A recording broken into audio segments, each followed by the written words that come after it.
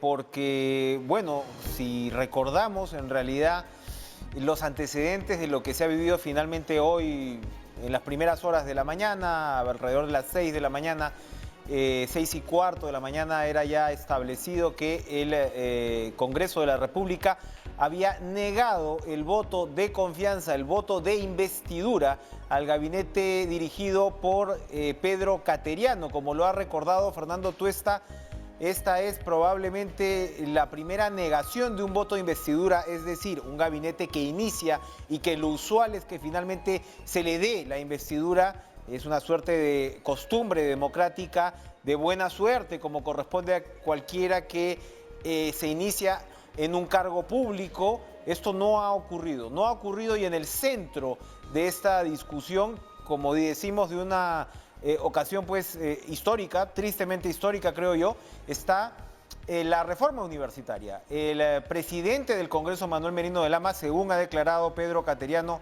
al diario El Comercio, le advirtió que su voto de investidura no estaba seguro debido a la ratificación de Martín Benavides ante el ministerio, al frente del Ministerio de Educación, que como recordamos, Benavides estuvo pues al frente de SUNEDU en un momento también crítico, en el cual en realidad pues se realizaron la denegatoria de la mayor parte de universidades, entre ellas universidades que están directamente vinculadas a bancadas del Congreso, a Telesub y otras dos universidades del señor José Luna, que está al frente del partido Podemos, y la Universidad César Vallejo, que si bien pasó finalmente la acreditación, ¿no?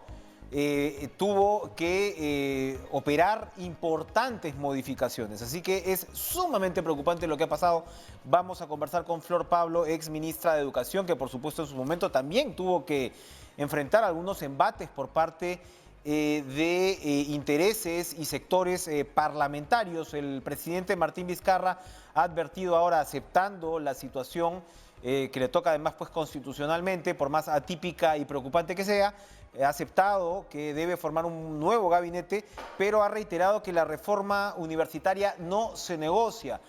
Señora Flor Pablo, gracias por estar con nosotros. Su opinión primero de lo que ha declarado el propio, todavía creo, premier Cateriano, en el sentido de que el presidente del Congreso le dijo que el principal escollo para lograr el voto de investidura era la permanencia de Martín Benavides en el cargo del Ministerio de Educación. ¿Cómo está?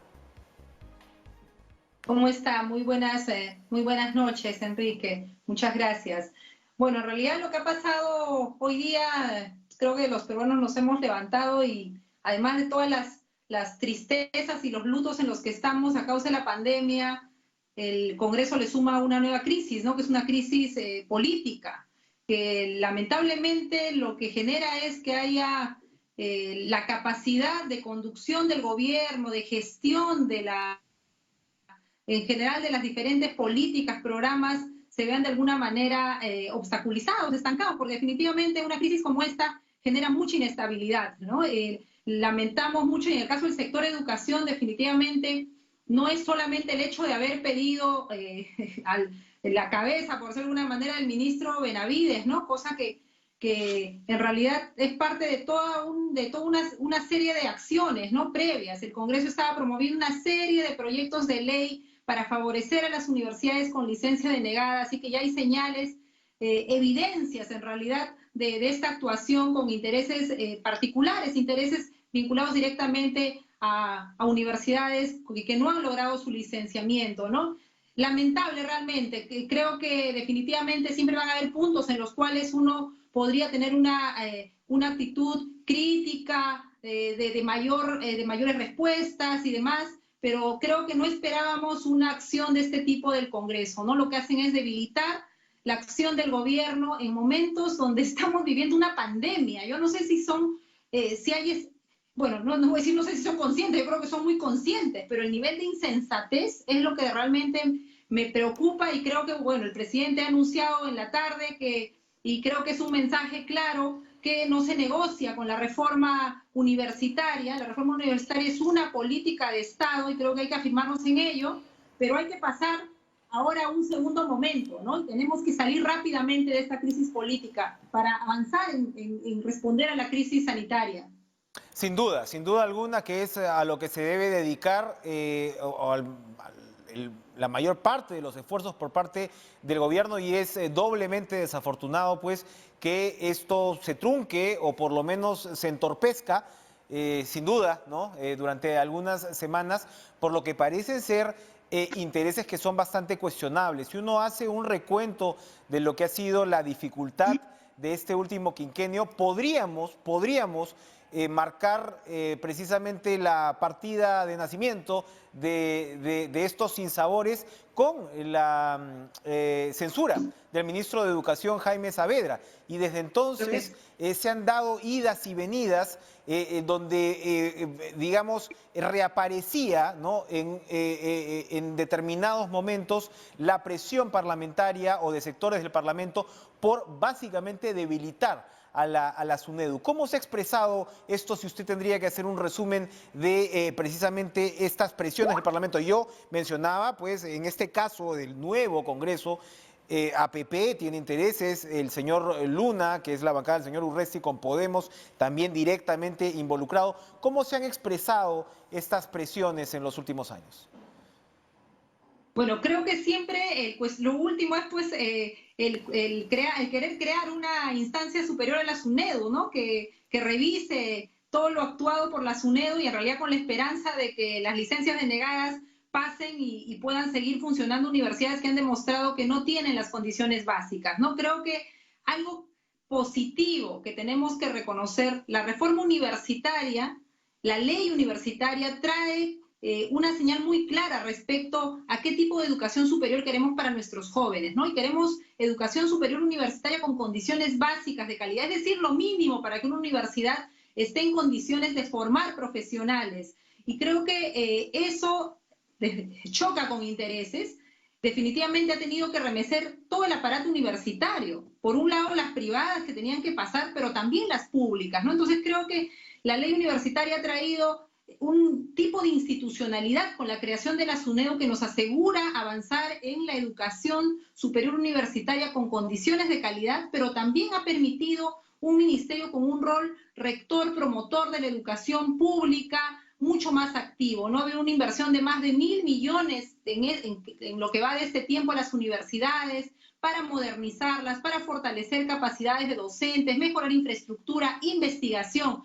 De hecho, estamos camino a la excelencia. Estamos recién en el paso de las condiciones básicas, ¿no? Y ahí es que quieren frenar la reforma, pero creo que queda claro que esta reforma es una reforma de Estado, es una reforma que beneficia a los jóvenes, porque no podemos, pues, permitir que nuestros jóvenes estudien en universidades que no cumplen las condiciones ni de infraestructura, ni de personal, y en realidad que tengan un título y que luego los niveles de desempleo sean tan altos, ¿no? Creo que hay que dar una señal clara y el gobierno lo está haciendo. Yo espero que el Congreso también lo dé, una señal clara de apoyo a una reforma que va en beneficio de nuestros jóvenes. Igual, las universidades que no han logrado licencia tienen una serie de regulaciones para que puedan, pasada la ley de moratoria, volver a reinventarse.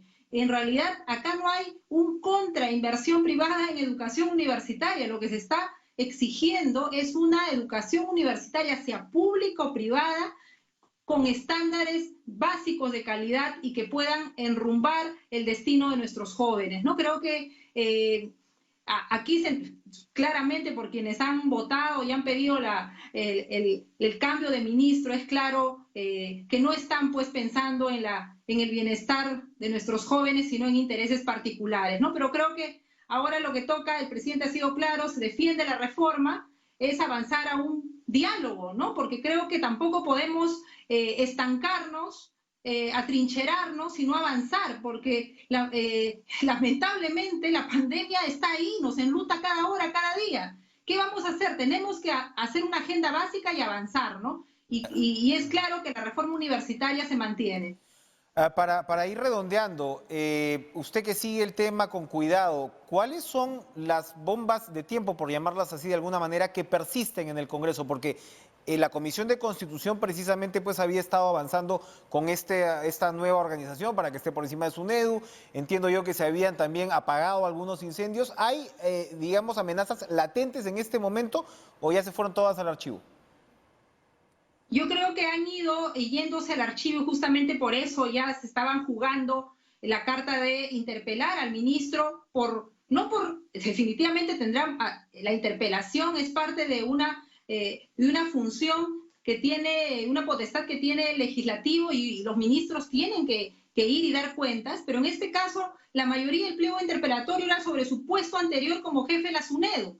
Creo que ahí ya tú veías el sesgo que había en esta interpelación y bueno, la interpelación quedó para después, vino antes el voto de confianza y creo que ahí se ha querido aprovechar y sacar a una figura que representa definitivamente esta apuesta por una educación universitaria de calidad, que por las palabras del presidente es una reforma que sigue con el respaldo como corresponde del gobierno y yo espero que el legislativo se pronuncie también en esos términos, ¿no? Y aclare bien, y creo que con sus actos en los siguientes días nos va a poder, porque hay grupos de interés, no dirijo a ellos los mensajes, sino a quienes en realidad no tienen esos intereses, pero igual no han dado la confianza. Hay que ver cómo respaldamos esta reforma y cómo avanzamos en un diálogo político que permita avanzar a responder lo que esta emergencia nos está diciendo. Esta emergencia necesitamos que nuestros estudiantes no pierdan el año escolar, pero no solo porque llegue la conectividad, porque llegue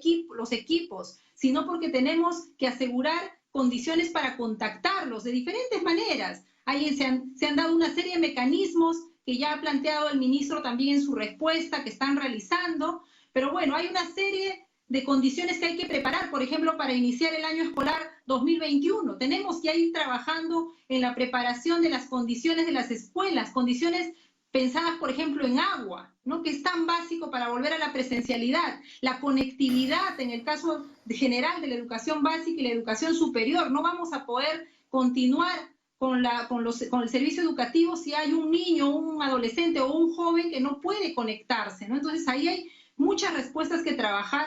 Yo creo que es un tiempo para ponerle fuerza a la educación a distancia, es un tiempo para poner prioridad en los grupos más vulnerables que no están siendo contactados tanto en la educación básica como en la educación superior, para mirar nuestra Amazonía. Y son tiempos también para dar un mensaje a los maestros, ¿no? A los maestros que son los que están sosteniendo el servicio y definitivamente un trabajo articulado con gobiernos regionales, gobiernos locales y el trabajo intersectorial que es tan importante en estos tiempos de emergencia, ¿no? Yo creo que hacia ello deben rumbarse en los siguientes días, en los siguientes meses. Queda un año, es un año preelectoral, además no hay que negarlo, así es que hay que estar atentos a los populismos y al ímpetu muchas veces pues de ganar más electores y a veces ofrecer o prometer cosas que son cuestionables en algunos casos o en otros también son difíciles de implementar, ¿no? Yo creo que en política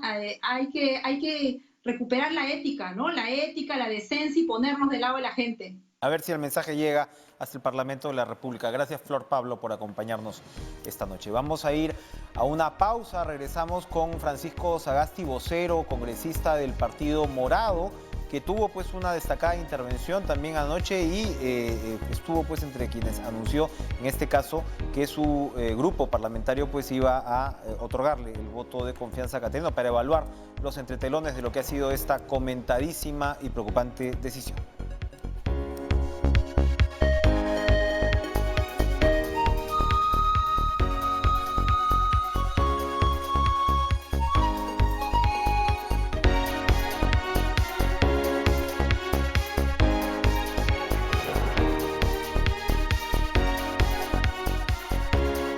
Bueno, Pedro Cateriano ha sido muy directo en afirmar que el presidente del Congreso, Manuel Merino de Lama, le advirtió que su voto de investidura no estaba asegurado porque no había consenso en torno a la ratificación de Martín Benavides frente al Ministerio de Educación. Una de las pocas bancadas, con Somos Perú me parece, que tuvieron un voto unánime a favor del voto de investidura fue la del Partido Morado. Anoche Francisco Sagasti, su vocero, tuvo para empezar una muy interesante intervención donde apuntó lo que consideraba pues eran las falencias del discurso de Cateriano, pero sin embargo pues se reiteró en este caso la importancia y la necesidad del voto de investidura que como sabemos, bueno, no se dio. Y le damos las gracias a Francisco Sagasti por atendernos a esta hora, vocero del Partido Morado, por supuesto, congresista de la República. ¿Cómo está usted, Francisco? Gracias por estar con nosotros. Bien, muchas gracias, Enrique, por la invitación y a todos los oyentes de TV Perú. Como se imagina, después de 24 horas sin dormir, recién estoy recuperándome. Sí. Luego de esta recuperación, espero tonificante, su evaluación. Cateriano ha hecho un señalamiento muy directo de lo que había sido, lo que le transmitió nada menos que el presidente del Congreso. Si Cateriano dice la verdad, el presidente del Congreso debe haber estado hablando con las bancadas que seguramente no veían con buenos ojos la permanencia del ministro de Educación. Bien, con nosotros no habló porque nosotros veíamos con buenos ojos, me imagino. No, yo creo que más que especular, lo que hay que ver son los hechos, la evidencia y qué es lo que sucedió y cómo podemos salir ahora todos juntos de esta situación tan complicada y difícil que nos hemos metido en el Congreso y por fallas tanto del Ejecutivo como del Congreso y también, digámoslo, por aspiraciones de otro orden que no tienen que ver nada con el tema específicamente de la investidura del primer ministro designado y que interfirieron en todo este proceso, ¿no? Ahora, si comenzamos para seguir su línea, las fallas del Ejecutivo, ¿cuáles serían las más saltantes? Mire, son varias. Yo creo que ya hubo una cierta repetición en parte, aunque hubo una mejoría de lo que vimos en la investidura del señor Ceballos hace 2 meses.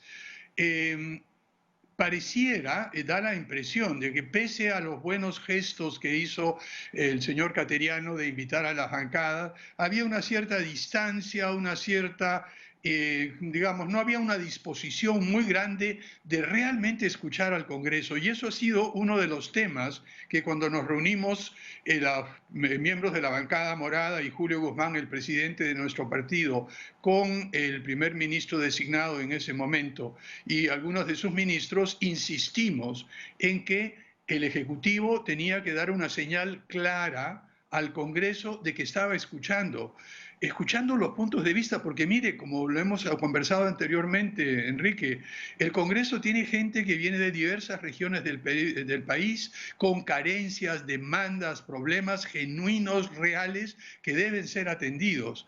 Y daba la impresión de que se mantenía una cierta distancia, una cierta lejanía, una mirada un poco, como le podría decir, como, si no incrédula, por lo menos un poco distante.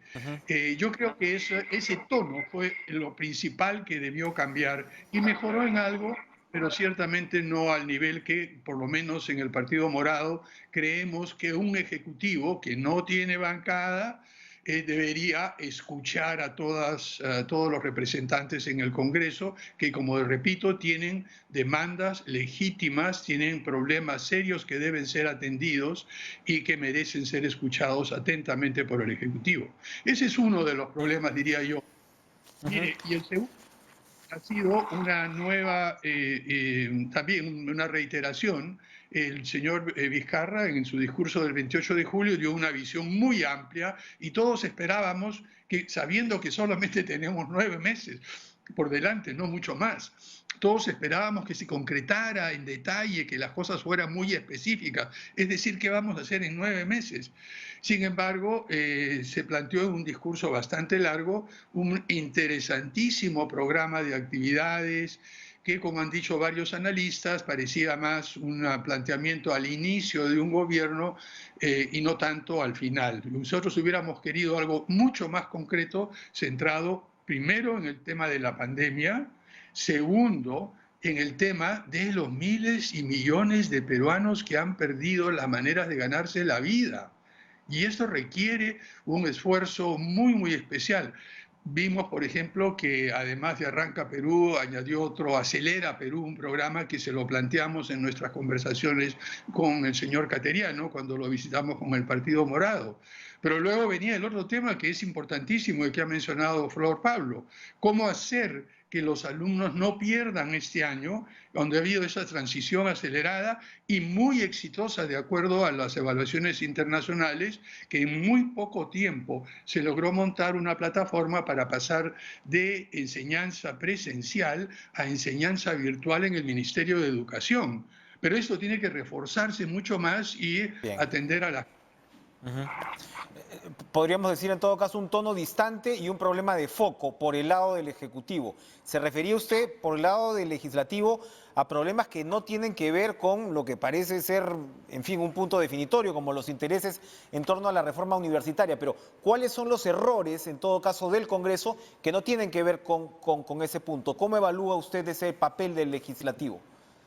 Yo creo que el primer error que ha tenido el Congreso en general es no evaluar los efectos colaterales y las consecuencias de segundo orden de una decisión como esta. Cuando planteamos nosotros nuestra intervención, tanto al inicio como al final de la presentación del gabinete y del debate parlamentario, dijimos que estábamos en un momento crítico en nuestra historia, en un momento realmente importantísimo, que por muchos años evaluarán qué es lo que hemos hecho y que teníamos como congresistas una enorme responsabilidad de no interrumpir al Ejecutivo en la tarea de atender estos problemas urgentes que se derivan de la pandemia.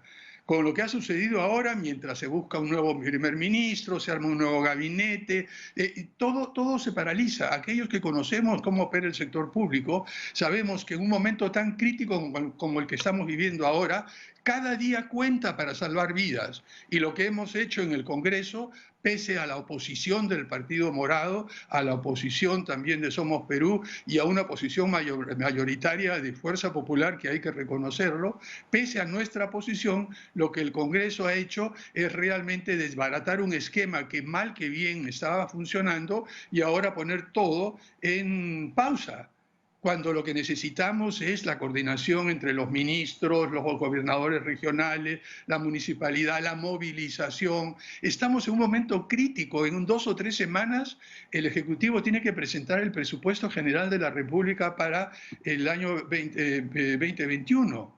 Y este presupuesto sabemos que va a tener una serie de dificultades porque la recaudación ha caído. Y en medio de todo esto, por razones que todavía no entiendo muy bien y espero que no sean las que se han planteado en los medios, porque eso sí sería muy, muy grave, esta especie de toma y daca, lo que el señor Cateriano se ha referido como chantaje, etcétera. Espero que no sea eso lo fundamental, pero lo claro está, y el hecho concreto, es que en el Congreso el error principal es no tomar conciencia del momento crítico en que estamos y a pesar de las críticas que tenemos muchas en el Partido Morado, pero son críticas constructivas. Cada vez que criticamos algo, nosotros proponemos una solución, una salida. No nos quedamos así diciendo, pues hagan ustedes. El estilo del Partido Morado es crítica constructiva, fiscalización constructiva y actuación responsable. Y eso creo que falta ahora y nos pone en una situación muy desafortunada que en esas 2 semanas o 3 semanas que vamos a perder, mientras que se designe un nuevo gabinete, se designe un nuevo primer ministro, se haga la presentación hasta el Congreso, tengamos otra sesión de 24 horas sin parar para darle el voto de confianza, recién que será dentro de 2 semanas o 3. Así es, clarísimo. Vamos a ver vidas, es una cosa que a mí realmente, en fin, ¿qué vamos a decir? Vamos a ver si nos recuperamos en la pausa y regresamos los minutos finales con Francisco Sagasti.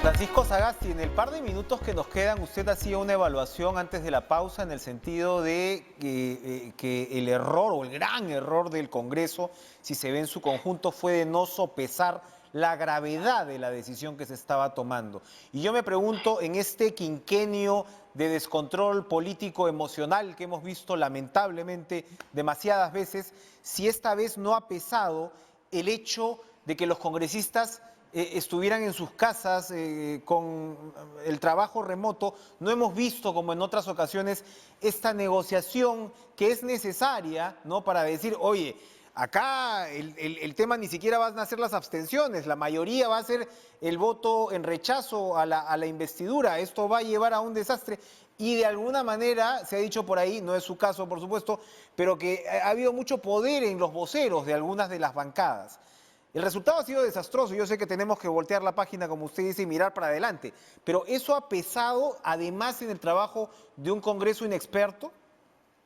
Mira, yo creo que son tres cosas las que han pesado. En primer lugar, lo que acaba de decir Enrique, el Congreso inexperto, más del 90% somos novatos y nosotros tenemos la suerte de contar con asesores muy experimentados, pero no ese es el caso de otras bancadas que tienen novatos y, en fin, eso crea problemas. En segundo lugar, es un Congreso que va a durar muy poco. O sea que todo se hace atropelladamente a la carrera, todo el mundo quiere hacer las cosas, proyectos de ley, la cantidad de iniciativas que hay. Y en tercer lugar, el tema de que no estamos en contacto los unos con los otros y eso no permite, por ejemplo, conversar con una persona, inmediatamente llevar la idea al otro y luego regresar, lo que se hace normalmente cuando uno está en un grupo cara a cara. Aquí tendremos que hablar por teléfono, buscar alguna manera de conectarnos con otra persona, hay una demora, en fin, es una dificultad enorme. Pero hay un cuarto problema y es que reconozcamos también algunos congresistas que llegan con agendas específicas, definidas, muy claras, o de tratar de derogarse alguna ley o alguna otra cosa, y otros que han llegado para hacer campaña desde el Congreso pensando en las elecciones de 2021. Uno junta todo esto y creo que explica en gran medida el desempeño del Congreso, que no es del todo satisfactorio. Le agradezco por la completa evaluación, como siempre, Francisco Sagasti. Gracias por estar con nosotros. Gracias a ustedes también por seguirnos en Cara a Cara. Estábamos hablando de la necesidad del cara a cara, ¿sí o no, Carolina Salvatore? Porque el trabajo de los periodistas remoto muchas veces no es igual que estar en este estudio maravilloso que tiene Estudio, en el cual nos vas a traer todas las novedades deportivas. Y que por ahora estoy